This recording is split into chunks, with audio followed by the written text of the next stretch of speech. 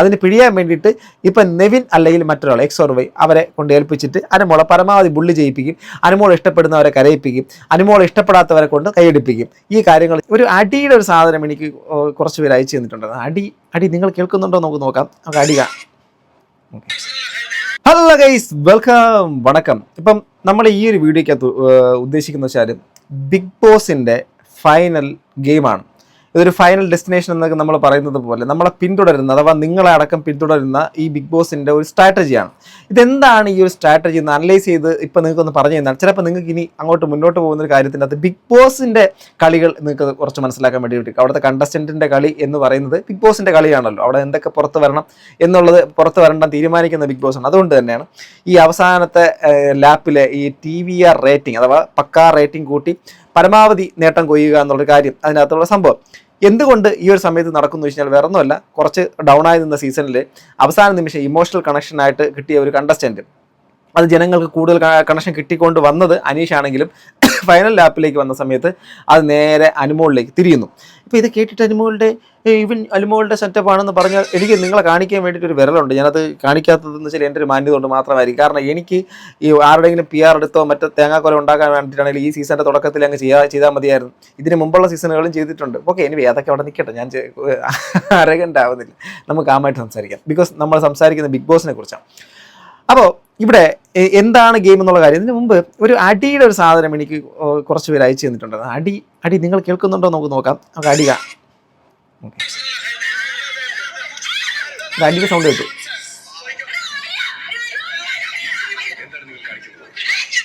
പൂജിത മേനൻ എന്ത് പറയാനുണ്ട്? പൂജിത മേനൻ ഭയങ്കരമായിട്ട് ആര്യൻ്റെ സംഭവത്തിനൊക്കെ ഇങ്ങനെ പൊക്കി പറയുന്നത്. അപ്പം മേ ബി അവരുടെ സപ്പോർട്ടർ ആയിരിക്കും. ആര്യനെ ഞാൻ തുടക്കത്തിലെ എനിക്ക് ഇഷ്ടമുണ്ടെന്ന്, ഇനി ഫ്യൂച്ചറിൽ BBക്കകത്ത് ഒരു ചലനം ഉണ്ടാക്കാൻ സാധ്യത ഉണ്ടെന്ന് പറഞ്ഞ contestant, one of the waste contestant, പറയാതിരിക്കുന്ന വൃത്തിയില്ല.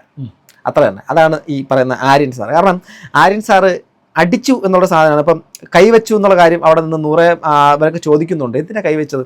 അങ്ങനെ കൈവച്ച സംഭവം കാണിക്കുന്നതൊക്കെ ബിഗ് ബോസ് ഹൗസിൻ്റെ അകത്ത് ആ ഒരു സാധനം എന്ത് തരം തേങ്ങാക്കൊല ഗെയിമാണ്. സോ അറിയാൻ വേണ്ടിയിട്ടാണ്. ആ അടിയുടെ സൗണ്ട് കേട്ടാൽ അറിയാൻ നല്ല ഫോഴ്സുള്ള അടിയായിരുന്നു അനുമോൾക്ക് കിട്ടിയത്. അനുമോൾ തോണ്ടിയാൽ പോലും ഫിസിക്കൽ അസോൾട്ട് എന്ന് പറഞ്ഞ് നടന്നവർ ഇത് കണ്ട് കണ്ണടയ്ക്കും എന്ന് ഇത് കുറച്ച് കാര്യങ്ങൾ പറയാനുണ്ട്. ഇപ്പം ഈ അനുമോൾ എന്ന് പറയുന്നൊരു എലമെൻറ്റ് എപ്പോഴാണ് ഇത് വന്നത്? എന്തുകൊണ്ടാണ് അനുമോൾ എന്നുള്ളൊരു എലമെൻറ്റ് ഇത്രയും ഇവിടെ ചർച്ച ചെയ്യപ്പെടുന്ന ഒരു കാര്യം? അതാണ് ഞാൻ പറഞ്ഞത്, ഇതിൻ്റെ ബിഗ് ബോസിനെ അനലൈസ് ചെയ്യുന്നതാണ്. അഥവാ നോട്ട് ഓൺലി ഫോർ അനുമോൾ അല്ലെങ്കിൽ ഈ ഇവൻ്റെ നമ്മുടെ നെവിൻ എന്നുള്ളതൊന്നുമല്ല, so called Nevin, entertainer Nevin ഒന്നുമല്ല. നിങ്ങൾ മനസ്സിലാക്കണം, ബിഗ് ബോസിൻ്റെ ഈ സീസൺ ഒരു പരാജയമാണ്. എന്ന് വെച്ചാൽ ജനങ്ങളെ അഥവാ വ്യൂവേഴ്സിനെ, ബിഗ് ബോസ് പ്രേക്ഷകരെ വളരെയധികം നിരുത്സാഹപ്പെടുത്തിയ ഒരു സീസണാണ് കടന്നു പോയിക്കൊണ്ടിരിക്കുന്നത്.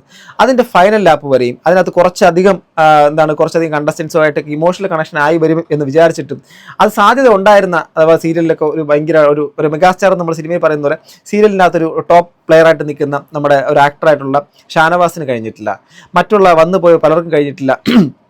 എന്നിട്ട് ലാസ്റ്റ് നോക്കുമ്പോഴേക്കും നമ്മുടെ ഈ അനുമോൾ എന്നുള്ളൊരു എലമെൻറ്റിലേക്ക് അനുമോളുടെ എഗെയിൻസ്റ്റ് ആയിട്ടൊക്കെ വീഡിയോ ചെയ്തിട്ടുള്ള ആൾക്കാരാണെങ്കിൽ പോലും ഇപ്പോൾ സമ്മതിക്കും. കാരണം അനുമോളിലേക്ക് എത്തി നിൽക്കുന്നു കാര്യങ്ങൾ. കാരണം ബിഗ് ബോസിൻ്റെ എന്ത് തരത്തിലുള്ള പ്രൊമോ പുറത്തു വന്നാലും എന്ത് തരത്തിലുള്ള കാര്യങ്ങൾ വന്നാലും അതിനകത്ത് അനുമോൾ എലമെൻ്റ് ഉണ്ടാവും. ഒന്നുകിൽ അനുമോളുമായിട്ട് കണക്ട് ചെയ്ത്, അല്ലെങ്കിൽ അനുമോൾക്ക് എഗെയിൻസ്റ്റ്, അല്ലെങ്കിൽ അനുമോൾ മുന്നോട്ട് നിൽക്കുന്ന കാര്യങ്ങൾ.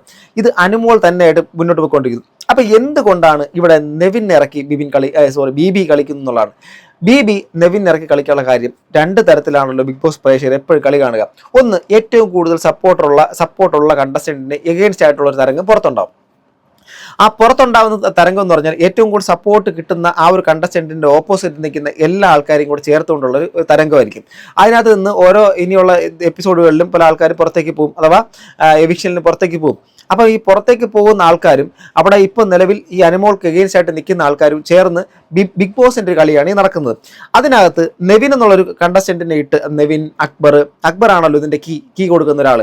നെവിൻ, അക്ബർ, അതോടൊപ്പം തന്നെ നമ്മുടെ ആര്യൻ, ഈ പറയുന്ന മൂവർ സംഘം കൂടെ ചേർന്നുകൊണ്ട് ഇതിനകത്ത് നടത്തുന്ന ഒരു കളി എന്ന് പറഞ്ഞാൽ, ഇതിനകത്ത് നിങ്ങൾ ഉറപ്പിച്ചോളണം, ഇതിൻ്റെ കളി ഇത് ബാക്ക് നിന്ന് കളിക്കുന്നത് നമ്മുടെ സാക്ഷാൽ ശ്രീമാൻ ബിഗ് ബോസ് തന്നെയാണ്.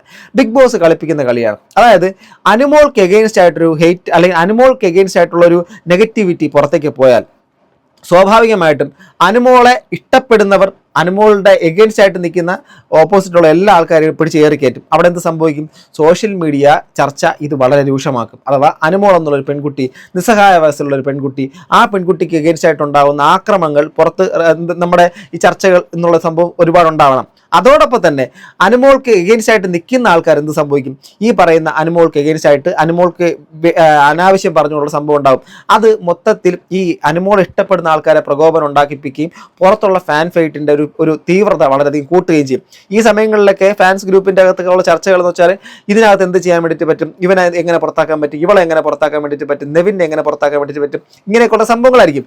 പക്ഷേ ഇൻഫാക്ട് ഈ ഒരു സംഭവം നടക്കാൻ വേണ്ടിയിട്ട് പോകുന്നില്ല. കാരണം നമുക്ക് ബിഗ് ബോസിന് നമുക്കറിയാം പലതരത്തേക്ക് ഉണ്ടാകുന്ന സ്വഭാവം പല സമയങ്ങളിൽ കാണിച്ച് നമുക്ക് തെളിവോടുകൂടി നിൽക്കുന്ന ഒരു സീസണാണ്, ഒരു സംഭവമാണ്. അതുകൊണ്ട് തന്നെ നെവിൻ അവിടെ എന്താണ് ഇതായിട്ട് നിൽക്കും. അപ്പോൾ പലരും കമൻറ്റ് ബോക്സ്, കഴിഞ്ഞ വീഡിയോയുടെ താഴത്തെ കമൻറ്റ് ബോക്സ്, നെവിൻ കാണിച്ചൊരു ഗെയിമല്ലേ. ഞാൻ ചോദിക്കട്ടെ, മെൻസ്ട്രേഷൻ വളരെ പെയിൻഫുൾ ആയിട്ടുള്ള കാര്യമൊന്നുമല്ല, depends upon some body types എന്നൊക്കെ പറഞ്ഞ ആൾക്കാർ, എനിക്ക് എന്തായാലും ഒരാളുടെ ശരീരത്തിൽ നിന്നും എന്താണ് ആ ഒരു പീരീഡ്സ് ടൈമിൻ്റെ അകത്ത് പോകുന്ന ഒരു സംഭവ പ്രക്രിയ ഡയറക്റ്റായിട്ട് അനുഭവം ഇല്ല എങ്കിൽ പോലും ഒരു സ്ത്രീ ആ സമയങ്ങളിൽ പല സ്ത്രീകളും അനുഭവിക്കുന്ന വേദനകൾ കണ്ടിട്ടുള്ള ഒരാളാണ് ഞാൻ.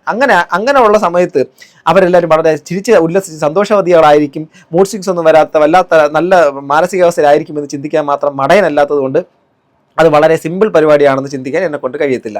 അതുകൊണ്ട് തന്നെ അതൊരു ദൈവികമായിട്ടുള്ള പരിപാടിയാണ്. അതിനൊരിക്കലും മോശമായ രീതിയിൽ കാണാനും താല്പര്യമില്ലാത്തതുകൊണ്ടും സ്ത്രീകൾക്കുണ്ടാകുന്ന ഈ തരത്തിലുള്ള ശാരീരികമായിട്ടുള്ള കാര്യങ്ങൾ അത് ബോധപൂർവ്വം അറിഞ്ഞിട്ടും അതിനെ എഗെയിൻസ്റ്റ് ആയിട്ട് ഇങ്ങനെയുള്ള കാര്യങ്ങൾ ചെയ്യുകയും അതിനെ പബ്ലിഷ് ചെയ്ത് അതിനെ ടെലികാസ്റ്റ് ചെയ്ത് അതിലൂടെ കൂടുതൽ എന്താണ് ഒരു ക്യാമ്പയിൻ പോലെ അത് ഉണ്ടാക്കാനും ചർച്ച ചെയ്യാൻ വേണ്ടിയിട്ട് എന്നിട്ട് നെവിൻ ചെയ്ത് ശരിയോ തെറ്റോ എന്ന് ചോദിക്കുന്ന തരത്തിലേക്ക് ബിഗ് ബോസ് അതപ്പതിക്കുകയും ചെയ്യുന്ന സമയത്ത് പുച്ഛം, പരമപുച്ഛം എന്നല്ലാതെ വേറൊന്നും പറയാനില്ല.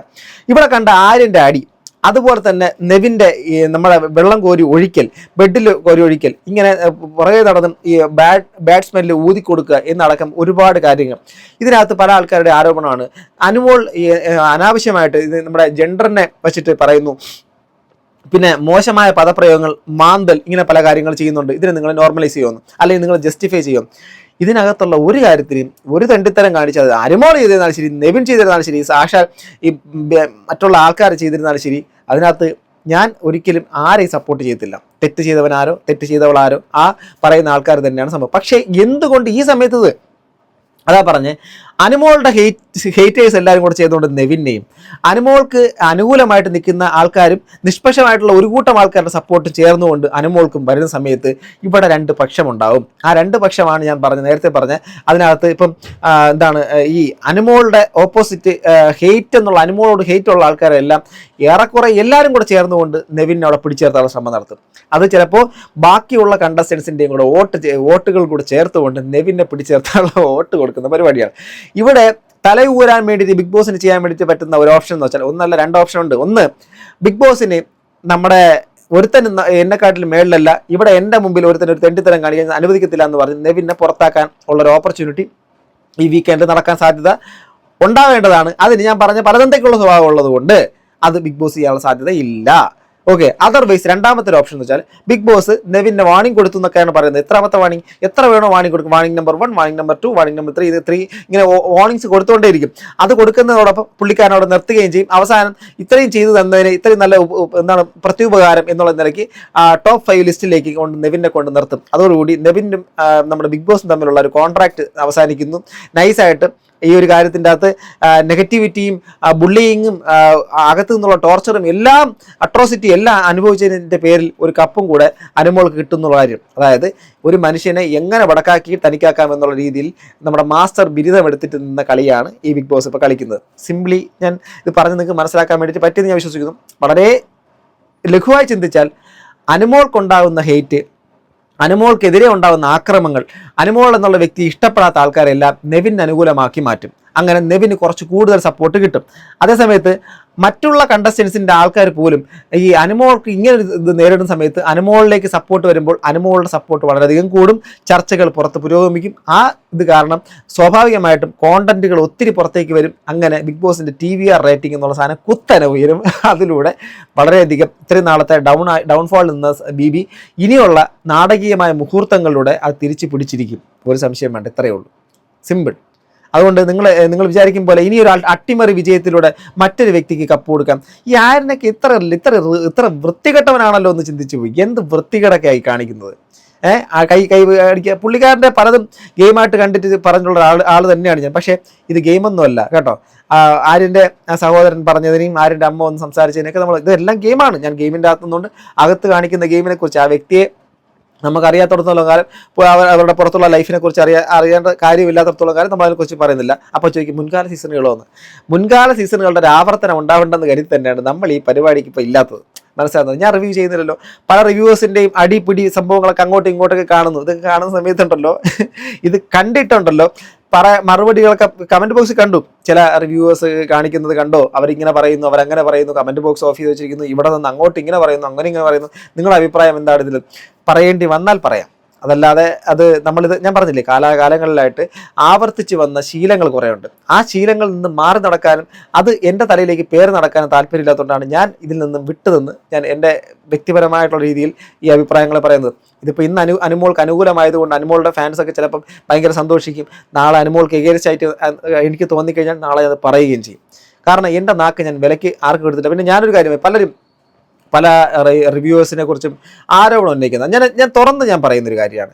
ബിഗ് ബോസിൻ്റെ റിവ്യൂ ചെയ്യുന്ന ഒരു ചാനലുകാരും, എൻ്റെ അറിവിൽ ഈ നിൽക്കുന്ന കുറച്ചധികം ചാനലുകൾ, എൻ്റെ അറിവിലുള്ള, നമുക്ക് അടുപ്പവും ചിലപ്പോൾ നമ്മളോട് ഇപ്പം വെറുപ്പുള്ളവരടക്കമുണ്ട് അതിനകത്ത്, എങ്കിൽ പോലും അവരാരും ആരുടെയെങ്കിലും കയ്യിൽ നിന്ന് പണം പറ്റിയിട്ട് ഇന്ന വ്യക്തിക്ക് ഒരു PR ചെയ്യാമെന്ന് പറഞ്ഞ് നിൽക്കുന്ന ആൾക്കാരാണെന്ന് ഞാൻ വിശ്വസിക്കത്തില്ല.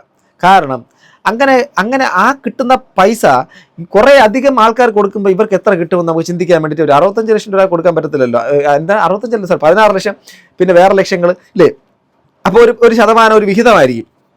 ആ വിഹിതത്തിൻ്റെ ഇരട്ടി അവർ ഓരോ സീസണിൽ ബിഗ് ബോസിൻ്റെ റിവ്യൂ ചെയ്ത് യൂട്യൂബിൽ നിന്നുണ്ടാക്കും. അത് നിങ്ങൾക്ക് ചിന്തിക്കാൻ വേണ്ടിയിട്ട് പറ്റുന്നതിനപ്പുറമായിരിക്കും. അങ്ങനെ കിട്ടുന്ന എമൗണ്ടിന് അപ്പുറത്തേക്ക് വീണ്ടും ഒരാൾക്ക് വേണ്ടി ഒരു സേവ ചെയ്തുകൊണ്ട്, ഒരാൾക്ക് വേണ്ടി ഫേവറേറ്റിസം വർത്തമാനം പറഞ്ഞ് സ്വന്തം നാക്ക് പണയം വെച്ചുകൊണ്ട് ഇവിടുത്തെ ഒരു കണ്ടസ്റ്റൻറ്റിന് വേണ്ടിയിട്ട് ഒരാളും, ഞാൻ പറയുന്നു, എന്നോട് വിയോജിപ്പുകളും എതിർപ്പുകളും എന്നോട് വെറുപ്പുകൾ ഉള്ള ആൾക്കാർ പോലും അങ്ങനെ ചെയ്യുന്നു എന്ന് ഞാൻ വിശ്വസിക്കുന്നില്ല. അതുകൊണ്ട് ഇപ്പം അനുമോൾക്ക് ഇപ്പോൾ ഒരു ലക്ക് കിട്ടിയെന്ന് വെച്ചാൽ, അനുമോൾക്ക് ലാസ്റ്റ് ടൈം വീണ് കിട്ടിയൊരു അവസരമാണ്. അനുമോൾക്ക് എഗെയിൻസ്റ്റ് ആയിട്ടുണ്ടായ അകത്തുള്ള ബുള്ളിങ്ങും അകത്തുള്ള കുറേ അധികം പ്രവർത്തനങ്ങളും, അത് കറക്റ്റായിട്ട് അനുമോൾ അതിനകത്ത് സ്തബ്ധയാകുന്നു, വീഴുന്നു, ഇമോഷണലി ബ്രേക്ക് ഡൗൺ ആവുന്നു. ഇതെല്ലാം കാണുന്ന ജനങ്ങൾ സ്വാഭാവികമായിട്ടും അവരോടൊപ്പം ചേരുന്നു. അല്ലാതെ പ്രത്യേകിച്ച് ഒരു ഗെയിം കളിച്ചിട്ട് അനുമോൾ സ്ട്രാറ്റജിക് മൂവ് ചെയ്തതല്ല. പക്ഷേ സ്ട്രാറ്റജി ബിഗ് ബോസിൻ്റെതാണ്. അതിനകത്ത് എന്തൊക്കെ തരത്തിൽ ഈ ഒരു സാധനങ്ങൾ പുറത്ത് കാണിച്ചാൽ, ഈ ഒരു സമയത്ത് പീരീഡ്സ് ആയിരിക്കുന്ന സ്ത്രീ അല്ലെങ്കിൽ മറ്റുള്ള സംഭവങ്ങൾ, ഇത് വേണമെങ്കിൽ BBക്ക് ഒഴിവാക്കാമായിരുന്നു. പക്ഷേ അത് കാണിച്ചത് ഇൻറ്റൻഷനലി പർപ്പസ്ഫുള്ളി തന്നെയാണ്. കാരണം ദാറ്റ്സ് ഫോർ മണി. കാരണം അവർ കോടിക്കണക്കിന് മുടക്കിയിട്ട് ചെയ്യുന്നൊരു ഷോ ആയതുകൊണ്ട് പൈസ തിരിച്ച് പിടിക്കുകയും ചെയ്യും. അതുകൊണ്ട് മറ്റൊരു തരത്തിൽ പരിപാടി കാണിക്കാൻ കഴിയാത്തത് കൊണ്ട് അവസാന നിമിഷം മറ്റേ ആടിനെ പട്ടിയെ പേപ്പട്ടിയാക്കി അവസാനം തല്ലിക്കൊല്ലുന്ന പരിപാടിയാണ് ഇപ്പോൾ നടന്നുകൊണ്ടിരിക്കുന്നത്. അനുമോൾക്ക് കപ്പ് കൊടുക്കും, പക്ഷേ അതിന് മുമ്പ് അനുമോളെ പിഴിയും. അതിന് പിഴിയാൻ വേണ്ടിയിട്ട് ഇപ്പം നെവിൻ അല്ലെങ്കിൽ മറ്റൊരാൾ XOR അവരെ കൊണ്ട് ഏൽപ്പിച്ചിട്ട് അനുമോളെ പരമാവധി ബുള്ളി ചെയ്യിപ്പിക്കും. അനുമോളെ ഇഷ്ടപ്പെടുന്നവരെ കരയിപ്പിക്കും, അനുമോളെ ഇഷ്ടപ്പെടാത്തവരെ കൊണ്ട് കൈയടിപ്പിക്കും. ഈ കാര്യങ്ങൾ ചെയ്തുകൊണ്ട് നിങ്ങളെ മുമ്പിൽ ഒരു സാഡിസ്റ്റിനെ പോലെ നിന്നുകൊണ്ട് ഈ ഒരു സംഭവം ഒരു ഗ്രൗണ്ട് ഉണ്ടാക്കി കൊടുക്കുന്ന ആൾ മാത്രമാണ് ബിഗ് ബോസ്. സോ ഇതാണ് ഈ സീസണിൻ്റെ ഇനിയുള്ള ഗെയിം. ചിന്തിക്കുന്നവർക്ക് ദൃഷ്ടാന്തമുണ്ട്. നിങ്ങൾക്ക് ഞാൻ പറഞ്ഞത് മനസ്സിലായോ ഇല്ലയോ ഒന്നും എനിക്കറിയത്തില്ല. സോ ഗൈസ്, ഇഷ്ടപ്പെട്ട കണ്ടസ്റ്റൻ്റ് ആരാണ്? ഞാൻ ഇപ്പോൾ ലാസ്റ്റ് മൊമെൻറ്റിലൊരു കാര്യം ചോദിക്കുന്നു. അവിടെ ഗെയിമുള്ള സീസൺ 7 ഗെയിമുള്ള ഒരു കണ്ടസ്റ്റൻ്റെങ്കിലും ഉണ്ടെങ്കിൽ കമൻറ്റ് ബോക്സിൽ കമൻറ്റ് ചെയ്യും.